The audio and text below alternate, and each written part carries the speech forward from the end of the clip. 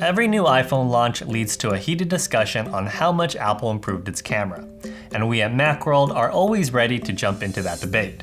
However, if your phone is only a generation or two old, you should know your photography can make an even bigger jump by adding external lenses.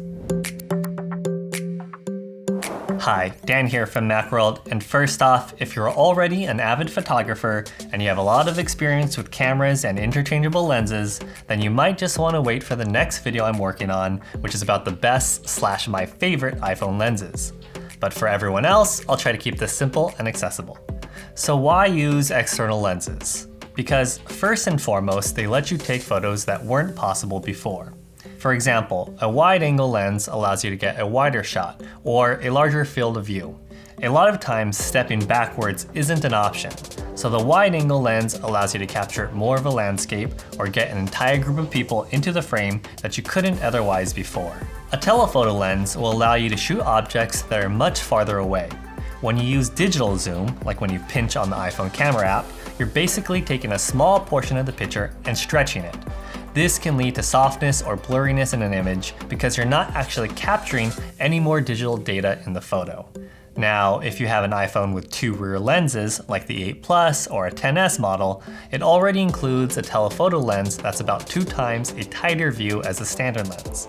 That's good enough for some situations, but you can still attach a telephoto lens to the telephoto camera and turn that into 4 times the standard. And finally, with a macro lens, you can get close-up details on the smallest of objects. You can think of it like adding a magnifying glass, meaning you'll need to get up very close.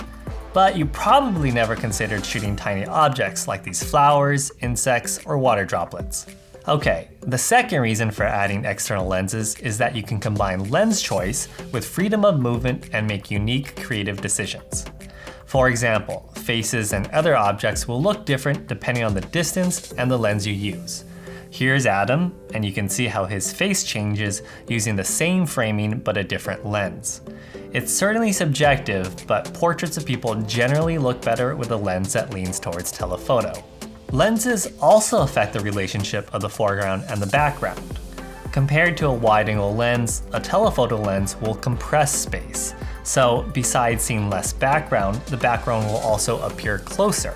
In this example with our model Kaylee, you can see the difference in the bridge towers behind her.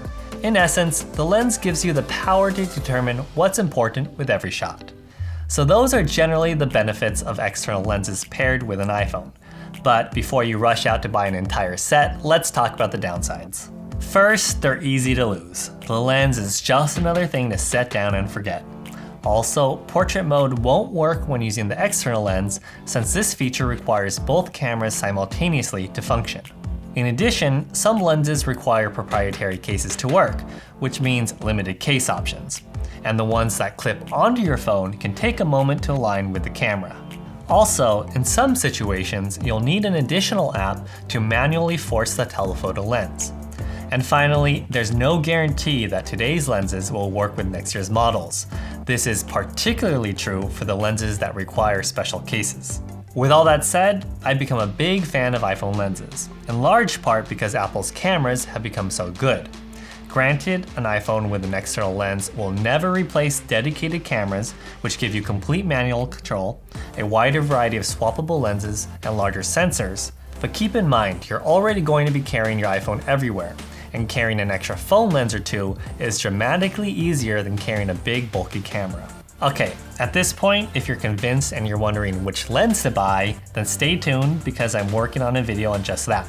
Subscribe to Macworld, and if you have a lens that you love and think I should check out, post it right here or message me on Instagram.